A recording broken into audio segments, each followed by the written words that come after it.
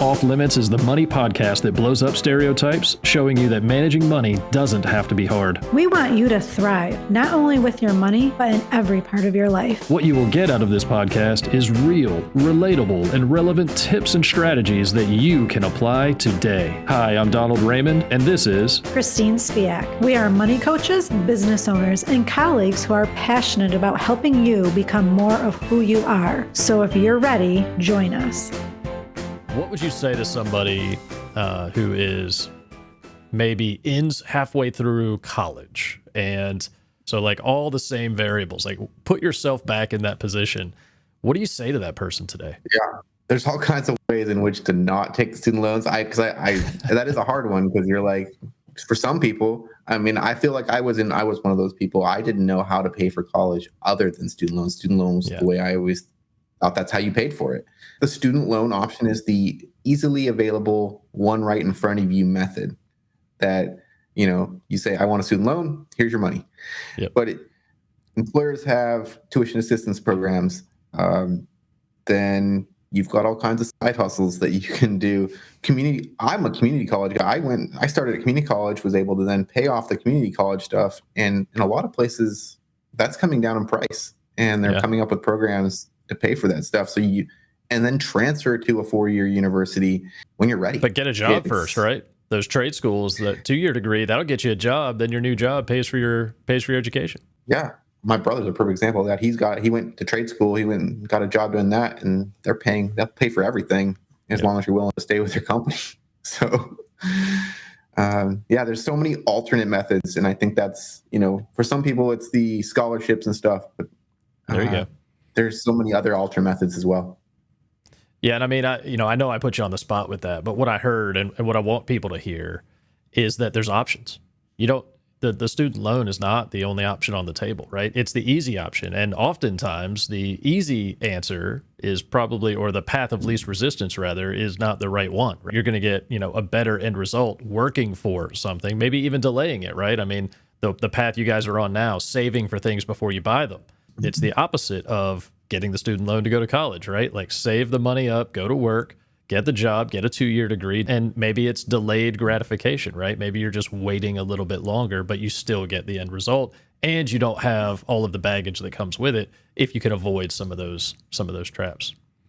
Now, in some cases, it may not be avoidable, but you guys paid your student loans off, so it can be done, right? You can be in the scenario where you have the student loan and you can commit to getting it paid off. That can be done as well.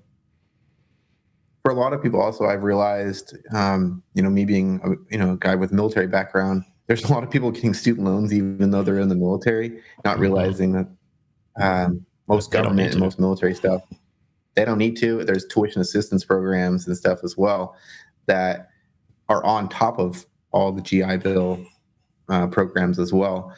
So it's something that people sometimes forget about is, a lot of it is just check with the employers first before you go signing up for a student loan. You said it perfectly, Chris. The student loan is so easy and it's right in front of your face, which is why so many people opt for taking them out. Mm-hmm. So we've been talking a lot about where you've come, the journey you've been on.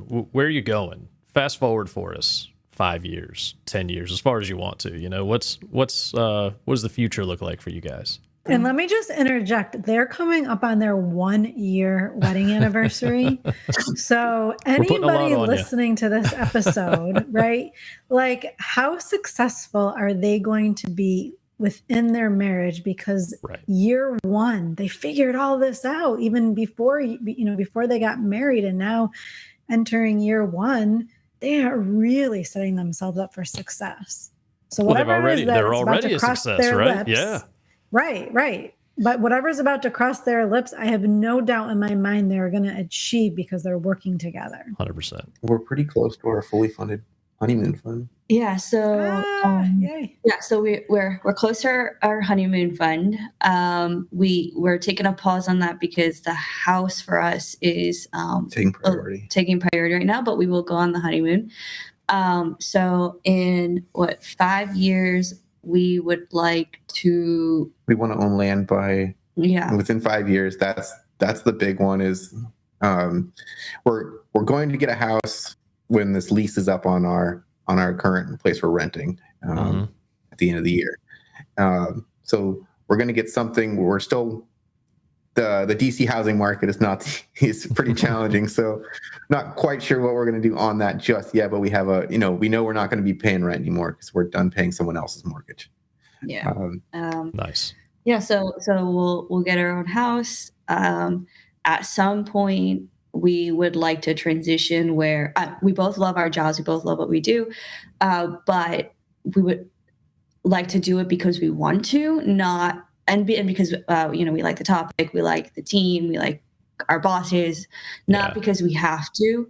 And so I think that's the long-term sort of like 10-year goal, is to be in such a financial position where if we do end up getting a really nasty boss, because I've had them rare in my previous job experience, right? But and everybody may get one at some point.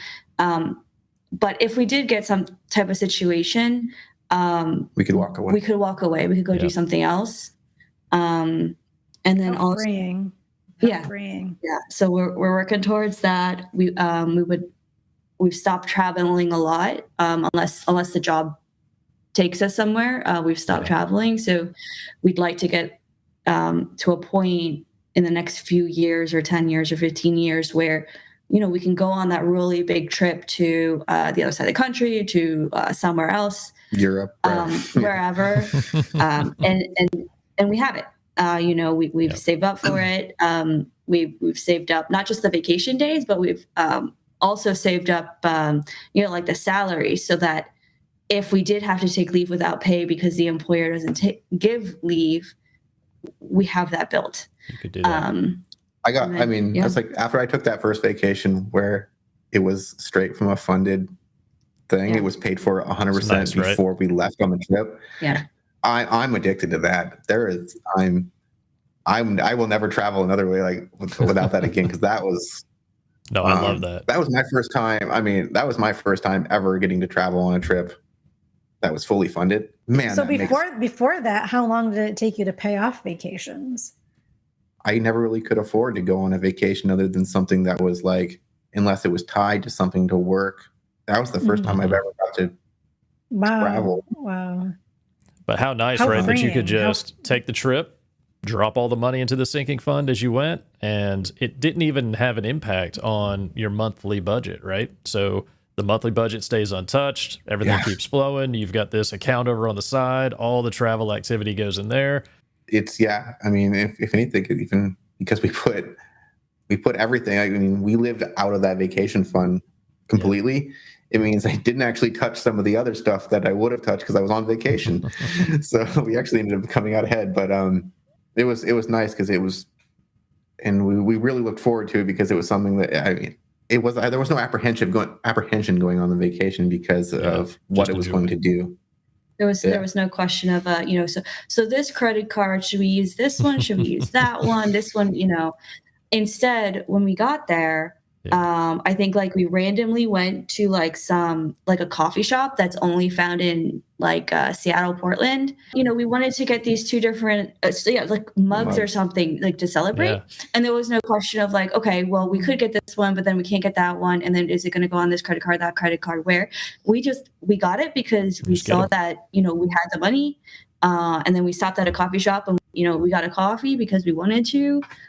But we made sure, right, that that we still stayed within our trip budget. We stayed within that money that we had saved up for that. But then when we got back, a couple of days not going into the office meant we saved on groceries for the week because when we were eating out over there, it was coming from the vacation because it's a vacation.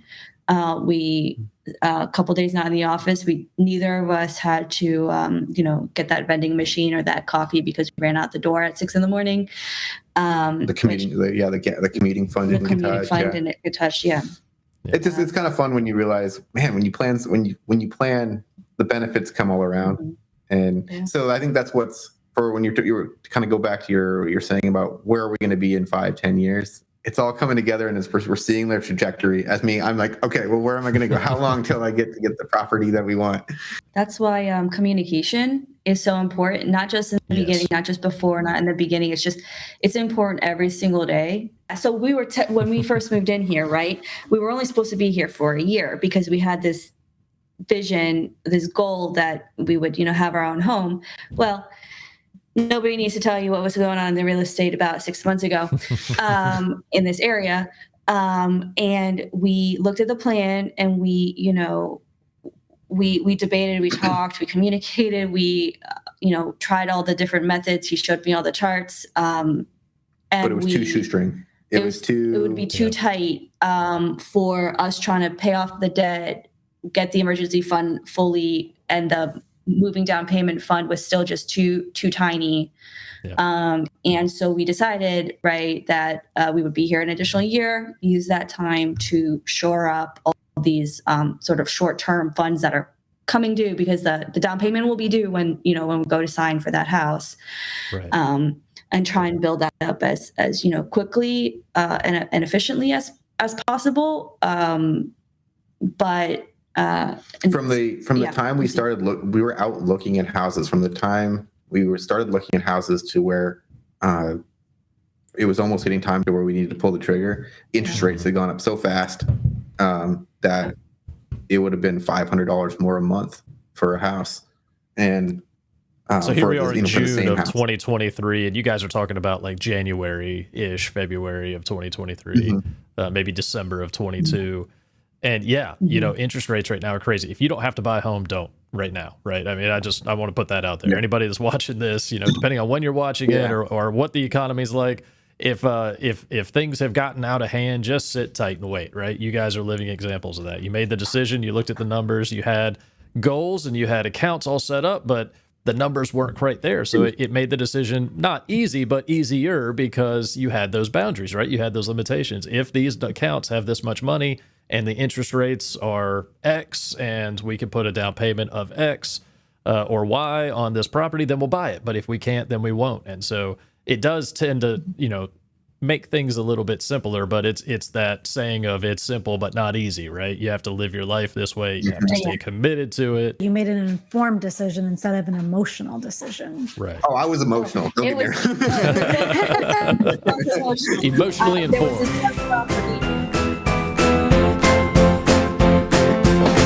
Thank you for joining us on this episode of Off Limits. Beyond the podcast, we are money coaches who want to help you. So if you are looking for help managing your money, use the links in the description below to contact either of us and learn how coaching can help you thrive. Lastly, please help us to spread the word by subscribing, leaving a comment, and sharing our podcast with your friends and family.